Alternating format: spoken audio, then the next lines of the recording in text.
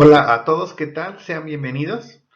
Vamos a iniciar la explicación del tema que tenemos ahora, que tiene como título Proposiciones simples y complejas. Durante el video trataremos de llegar y cumplir el siguiente objetivo, sería conocer la forma en que se redactan las proposiciones simples y complejas. Además, pretendemos identificar 5 conectores lógicos para las proposiciones complejas. Entonces, dicho lo anterior, vamos a comenzar. Bueno, iniciar diciendo que las proposiciones simples son aquellas oraciones afirmativas que pueden ser verdaderas o que también pueden ser falsas, pero no ambas al mismo tiempo, no ambas en la misma proposición. Aquí le ponemos algunos ejemplos para que usted considere que cumplen con la situación de ser afirmaciones y que pues pueden ser falsas o verdaderas, pero no ambas. Por ejemplo, número 1 tenemos 4 es menor que 8. Número 2, Carlos es alto. Y la tercera proposición simple que tenemos aquí como ejemplo sería México es un país de América. Note entonces cómo estas proposiciones simples están afirmando algo o haciendo la negación o marcando una cuestión falsa. Así la proposición simple es aquella oración que tiene esta característica de afirmar, ¿verdad? O puede ser cuestiones verdaderas o falsas. Ahora se dan algunos ejemplos de lo que no serían proposiciones. Por ejemplo, tenemos en el número 1, ¿cómo te llamas?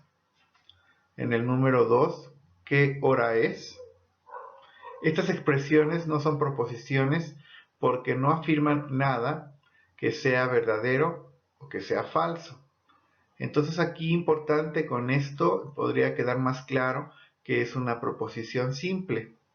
En este caso aquí estamos ilustrando, ¿verdad?, la existencia de expresiones que no pueden ser consideradas proposiciones. Las proposiciones simples no pueden descomponerse en dos expresiones que sean proposiciones. Ejemplos de proposiciones simples, aquí tenemos aún más. La ballena es roja, la raíz cuadrada de 16 es 4. Entonces aquí importante también considerar esta característica. Por supuesto, darse cuenta que una proposición simple en ningún momento podrá partirse en dos o hacer dos proposiciones de una proposición simple. Por ejemplo, tenemos el caso de la ballena es roja. En ningún momento podríamos partir en dos dicha proposición. Entonces, si cumple con este requerimiento, podría también considerarse una proposición simple, siempre y cuando, reitero, no se pueda hacer dos expresiones o dos proposiciones de una proposición simple en este caso. Bueno, pues ahora vamos a hablar un poquito de las proposiciones compuestas.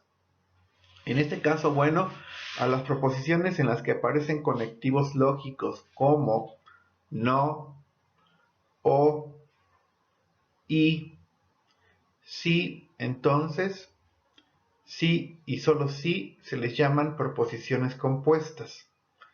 Cuando nosotros tenemos en existencia dos proposiciones simples y las unimos a través de conectivos lógicos, como los mencionados, estaríamos hablando de una proposición compuesta. Una proposición compuesta es una afirmación conformada por dos o más proposiciones simples que se conectan mediante las palabras ya mencionadas, los conectores lógicos que son y, o, entonces, sí y solo sí, ¿verdad? Entonces así podríamos ya considerar la existencia de proposiciones compuestas. Por supuesto, aquí tenemos la existencia de algunos ejemplos de proposiciones complejas. Número 1. Si corro rápido, entonces llegaré temprano. Aquí queda claro entonces el conectivo lógico entonces. Terminaré rápido si y solo si me doy prisa. Número 3. aprenderé matemáticas si y solo si estudio mucho. Note cómo entonces la unión de dos proposiciones simples a través de un conectivo lógico da la existencia de una proposición compuesta. Esto lo hacemos de forma cotidiana, pero aquí es importante hacer reflexión de la manera en que nosotros vamos creando estas proposiciones complejas.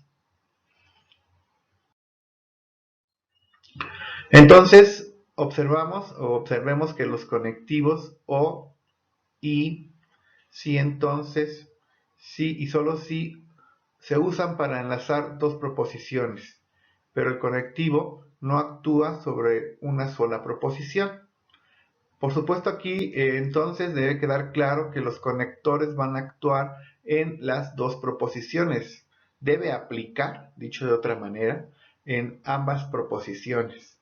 Entonces aquí para que nosotros nos podamos dar cuenta de que realmente está bien elaborada nuestra proposición compleja, pues al final deberá tener esta cuestión de que los conectivos, sea cual sea, pues actúen en las dos proposiciones simples, en las dos proposiciones que están pues de cierta manera usándose, ¿no? Y entonces aquí los conectores son los que van a unir, ¿verdad? Son estas palabras que van a unir a las proposiciones simples para convertirlas en complejas.